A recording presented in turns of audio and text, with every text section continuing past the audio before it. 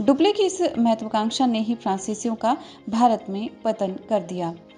और दक्षिणों में जो दक्षिण क्षेत्र था, दक्षिण में अंग्रेज़ों और फ्रांसीसियों का टकराव किस तरह से होता है, क्या क्या वजह उसकी रहती है, उसके बारे में अगर हम बात करते हैं तो दक्षिण भारत में जहां परिस्थितियां विदेशी दुस्साहसकारियों के लिए धीरे धीरे अनुकूल होती जा रही थी, वहां औरंगजेब की मृत्यु के बाद केंद्रीय सत्ता नहीं रह गई थी और 1748 में निज़ाम उल मुल्क जो असफ जाह की मौत के बाद उसका मजबूत शासन भी नहीं रह गया था।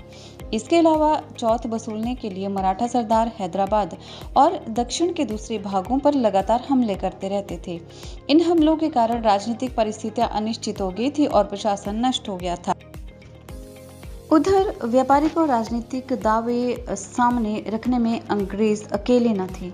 वे 17वीं सदी के अंत तक अपने पुर्तगाली और डच प्रतिनिधियों को तो नष्ट कर चुके थे, पर फ्रांस एक नया प्रतिद्वंदी उसके सामने आकर खड़ा हो गया था। 1744 से 1763 अर्थात लगभग 20 वर्षों तक भारतीय व्यापार, संपत्ति और क्षेत्र पर अधिकार के लिए फ्रांसीसियों और अंग्रेजों में भयानक युद्ध होते रहे। फ्रांसीसी ईस्ट इंडिया कंपनी फ्रांस सरकार पर निर्भर कर रही थी, जो अनुदान, कर्जे और दूसरी सुविधाएं देकर उसकी सहायता करती रहती थी। फलस्वरूप उस पर सरकार का बहुत अधिक नियंत्रण हो गया था और वहीं 1723 के बाद डायरेक्टर्स की नियुक्ति करती थी।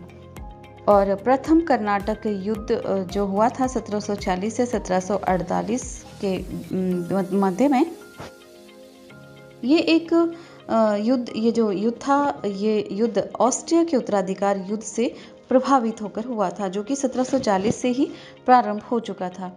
क्योंकि यूरोप में फ्रांस और ब्रिटेन एक दूसरे के प्रबल विरोधी थे और भारत में भी इस विरोध का असर पड़ता रहता था, जिसके परिणाम स्वरूप अंग्रेज और फ्रांसीसी सेना में 1746 में युद्ध प्रारंभ हो गया था।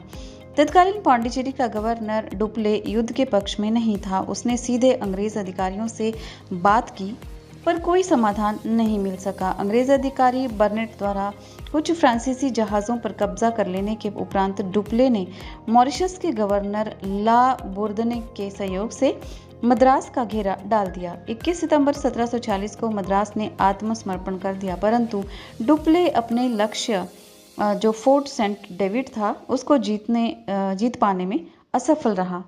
इसी युद्ध में सेंट टोमे नाम का एक और युद्ध फ्रांसीसी सेना और कर्नाटक के नवाब